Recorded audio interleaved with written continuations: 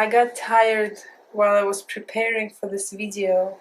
It may sound funny to you, but I was trying to make something different this time. I thought I would write down some main points that I want to mention during my video, just to make sure that there is some quality to it, like there is some information that could be useful to my viewer. So what I want to talk about today is perfectionism. This is one of my favorite topics. I love this topic. I used to be a perfectionist big time, but I did not know that I was the victim. I used to struggle with it, and I still do, but at least now I know the structure of this dysfunctional, in my opinion, and not only in my opinion, but also I will explain later. It's a dysfunctional mental behavior, and now I recognize the structure of it, and as soon as I recognize it, I try to stop it. My name is Irina, and I used to have very tight shoulders. Every time I went for a massage, that was a long time ago, I wanted the massage therapist to focus mainly on my shoulders and my neck. That was the most tense area. But I think that was just a sign of my body protesting against all the rigidity, because I believed that without my perfectionism, I would be just a mediocre person. I believed that perfectionism was the painful price anyone needs to pay for success. I believed that there was some kind of standard that I needed to measure up to in order for me to be a worthwhile person. After I saw what perfectionism was doing to my life, I became convinced to choose a new life strategy. For those of you who want to save time and not watch the whole thing, I want to share a simplified version of my today's video. It is the famous Nike's slogan, "Just do it." Oh, and by the way, next time you're feeling depressed and maybe not motivated to do anything, watch some Nike ads. Well, I used to be confused about the definition of perfectionism, and I think many people are, because usually people seem to be very proud, or at least a little bit proud, to say that they're perfectionists. I guess it's supposed to imply that you always try your best to produce a good result. It seems to be a praise-deserving trait.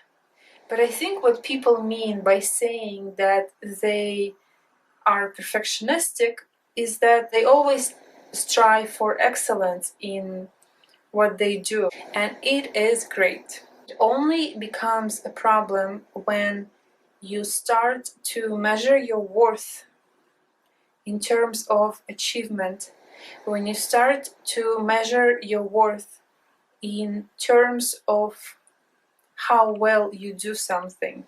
For example, how well you live, how well you work, how well you love, or how well you are loved by someone, how well you do yoga, how well you self-develop, how well you eat, how well you exercise.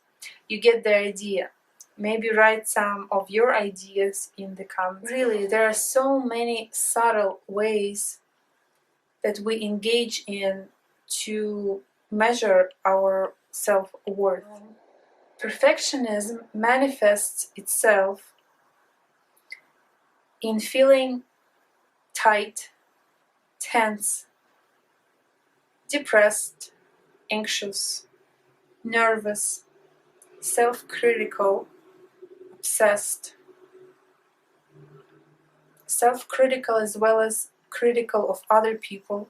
you start having a hard time feeling joyful about life. You're not being able to truly relax and have fun. All of this may lead to procrastination, decreased productivity, as well as more serious conditions like health issues, troubled relationships, mood disorders like depression and anxiety, obsessive compulsive disorders, low self-esteem, of course. Findings show that perfectionists who link their sense of worth to achievement make less money on average than non-perfectionists.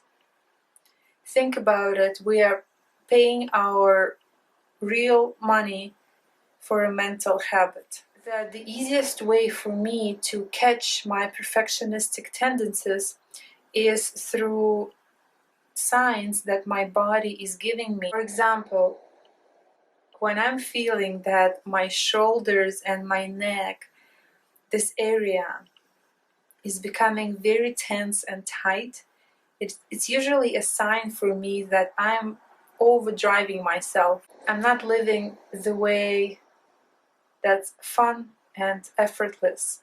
Other signs may be headaches, low energy, chest pain, insomnia, low sexual desire. I really love what Brené Brown has to say about perfectionism. I think it's absolutely genius and right on the spot. She says that perfectionism is a shield that keeps us protected against pain. The pain of feeling judgment, the pain of feeling shame, the pain of feeling self-blame or blame of others. And we engage in perfectionism usually in those areas where we feel the most vulnerable. Because we feel vulnerable, we try to become perfect to minimize criticism or pain. In short, according to Brené Brown, and I agree, perfectionism wants to save us from pain, keeps us from being hurt. It's easier for us to say that we are a little bit perfectionistic than to say we feel shame. Therefore, I chose to drop my old strategy of being perfectionistic, and I now give myself permission to create things without linking the result to how much I value myself. I feel free to create and have fun while holding the door for a possibility to become awesome at what I do. I choose not to overstep myself while neglecting a million of my other needs and wishes. I'm moving at my own pace now. I learned that it is better to move slower, allowing myself to rest and play. I choose to stay in touch with myself and always remember my true intentions. I choose fun over effort, and I let go of the fear of what others might think of me. Thank you for watching.